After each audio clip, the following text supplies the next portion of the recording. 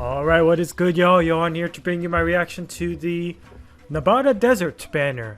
Clearly, because it's Hawkeye, and for some reason Altina is also there as the one of the guest characters, which is an interesting choice for sure, but hey, I'll take it. Altina's really cool.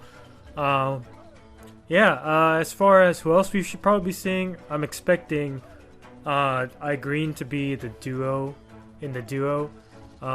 Just because she's probably one of the more popular options from NABATA. Granted, there's Faye and Sophia. If you want to stretch it a bit, Pent and Louise and Athos, but I don't think we'll be seeing... Well, maybe we'll see Sophia, but I think it'll definitely be Green. Likely drawn by Kaboon, but maybe not. We'll see. We just got a Kaboon character anyway, right? So... yeah, I don't think they're just gonna throw all NABATA units on there, because usually they have guest characters to dress up like NABATAN. So, yeah, we'll see if we'll be pleasantly surprised here. So let's get right into it. Let's see.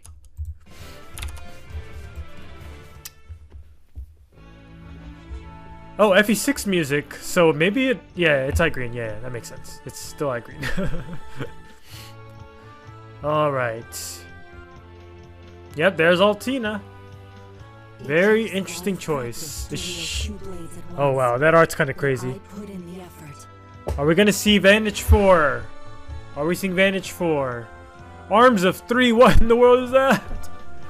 Oh no, Bulwark 4. Oh wow, okay. I see damage reduction, I think. Wow, she has a new special. It's probably gonna be really good.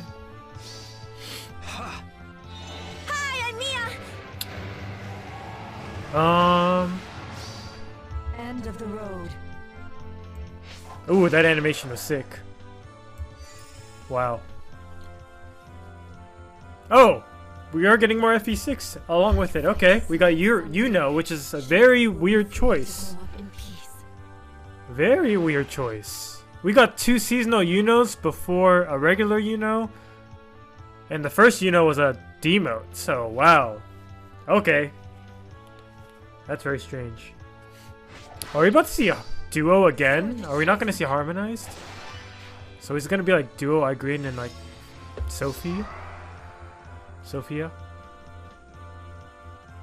Tormod! I guess that makes sense. Yo, Tormod's in the game! Let's go!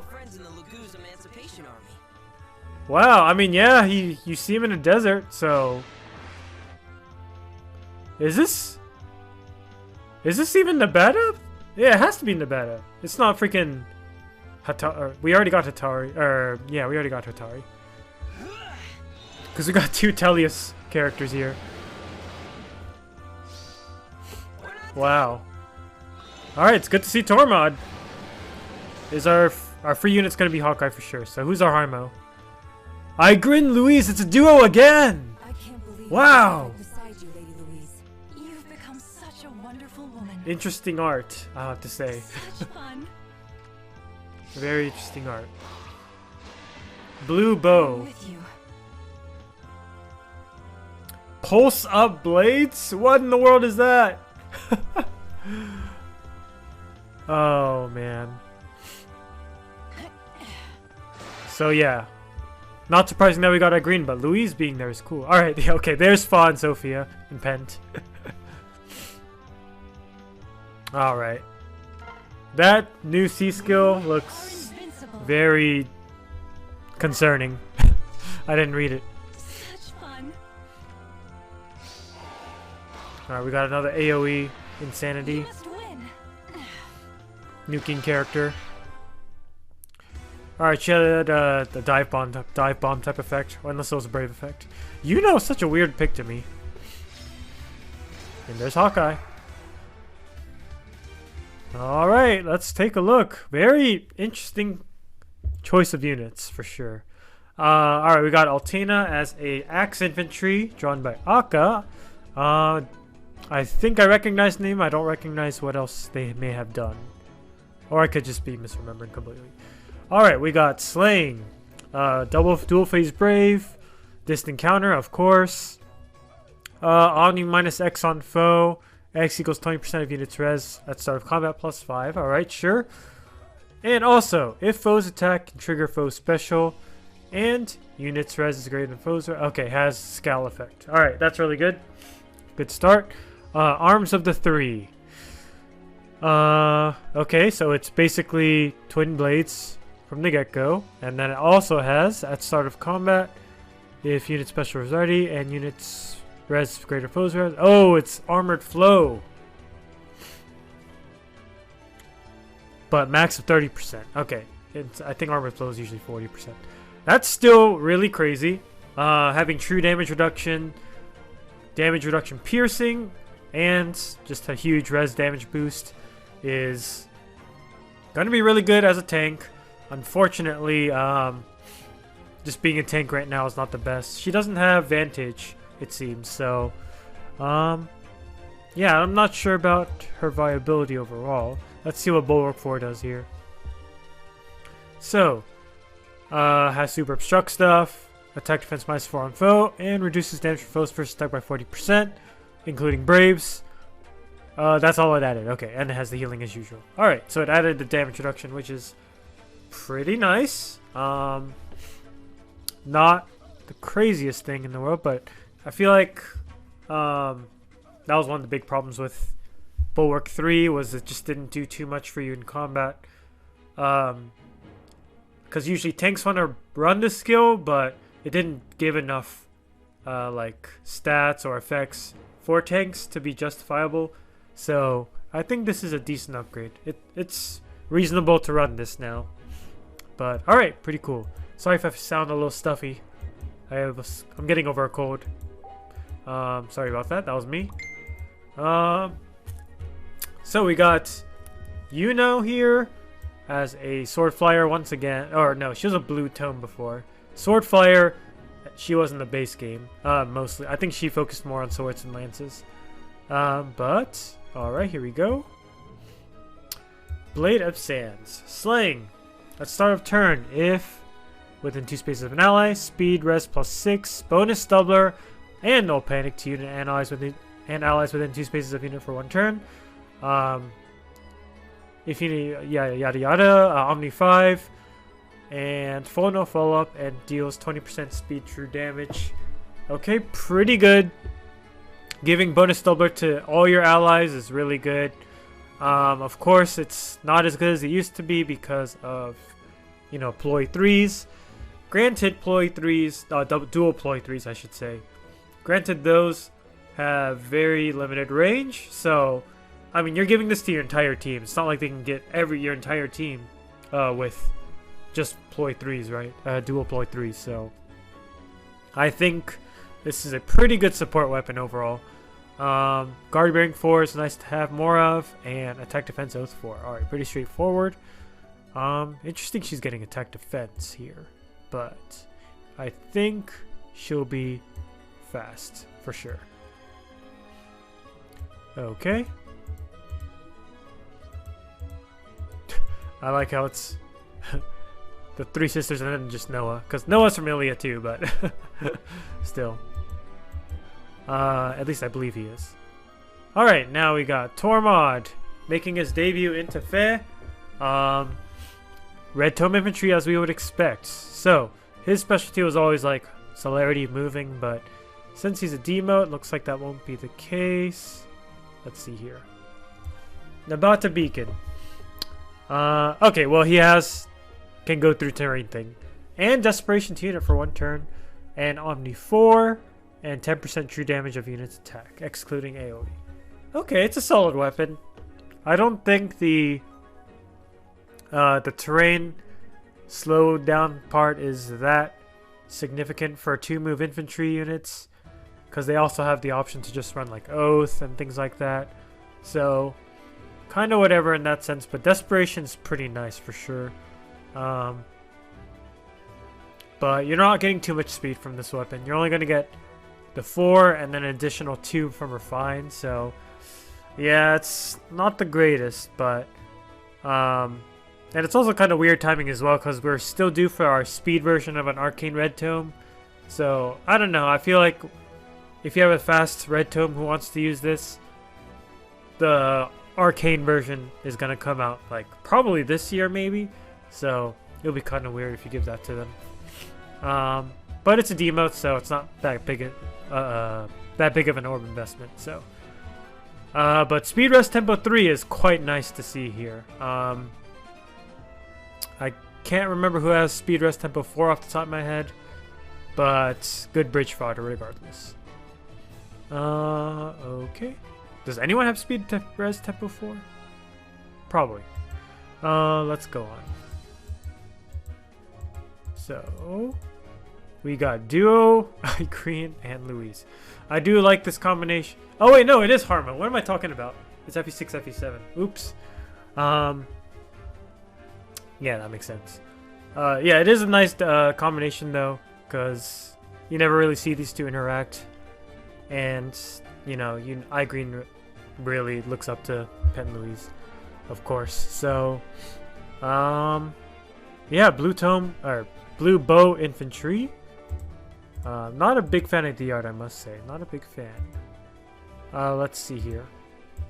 I'm very curious about this new C skill, but let's see what Sandglass Bow does. Slaying. Effective against flying. At start of turn 1, grant special cooldown -2. It's one of those. At start of turn, if units within 2 spaces of ally, grants following to unit and infantry and armored allies within 2 spaces. Cannot be slowed by terrain. Alright, cool. When do armored units need that restriction? Were armor units ever slowed down by anything? Interesting. And unit can move 1 extra space. I guess, yeah, with Armor March, they were able to just move on to trees unimpeded. I don't know. They can go through trees, basically.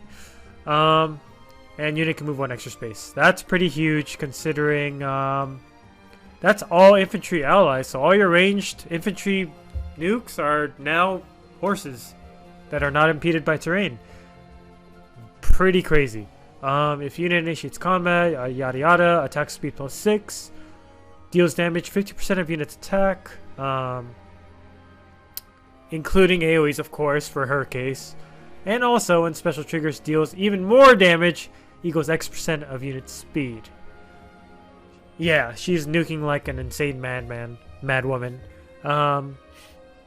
Of course, AoEs are not able to pierce DR, so that's probably why they gave her so much AoE damage. But then again, not all DR works on AoE, right?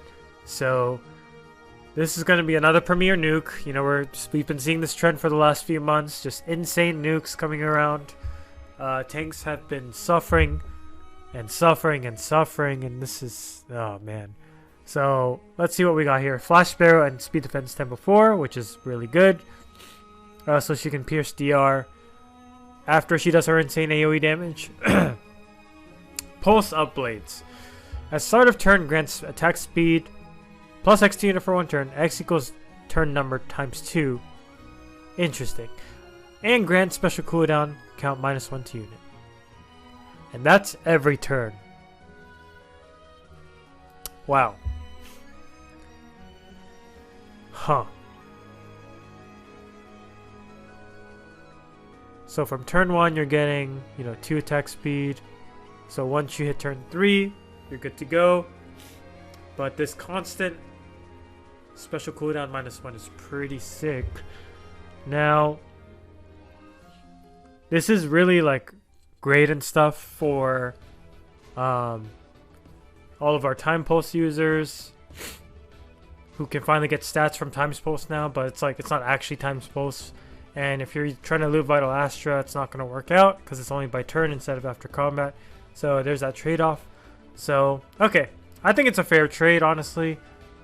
But I mean, yeah, this is particularly nice for Ingrid's case because she's not running Special Spiral for her AoE. But is that even enough, though? It's still not, right? You still might want to run Special Spiral because she gets the -2. She has a pre-charge turn 1. But after that, she has to loop it through other means like Special Spiral. Or I lied. She has Flash Sparrow, so she's charging it back up. Never mind, I forgot. She's getting that one hidden, so Blazing Wind will go down to 1 after she like does the killing shot, and then next turn she'll have it back up. All right, yeah, that makes sense. So, very strong nuke, and that's not all. Let's see what this duo skill or Harmo skill does. Resonant Blades, Treachery, and Desperation to unit and allies from same tiles. Okay, that's pretty good. You're getting... It's a bit similar to Harmo Roy's, I want to say. I just realized we just got another Harmo that's both FE6, FE7. Kind of lame, I would say, but whatever. I love Eli regardless.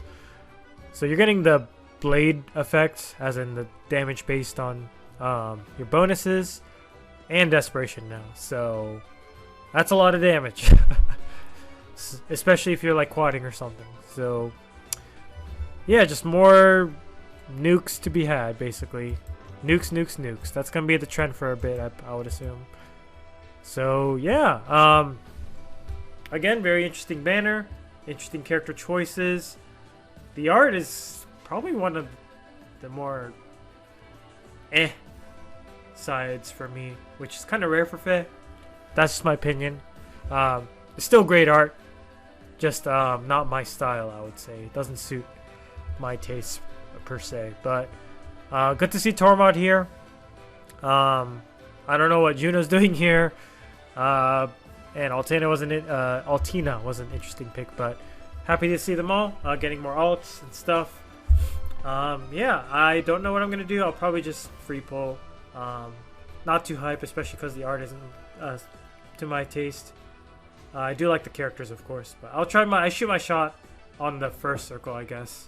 So just shoot for iGreen or Altena and be on my way. Let me know what you guys think about the banner.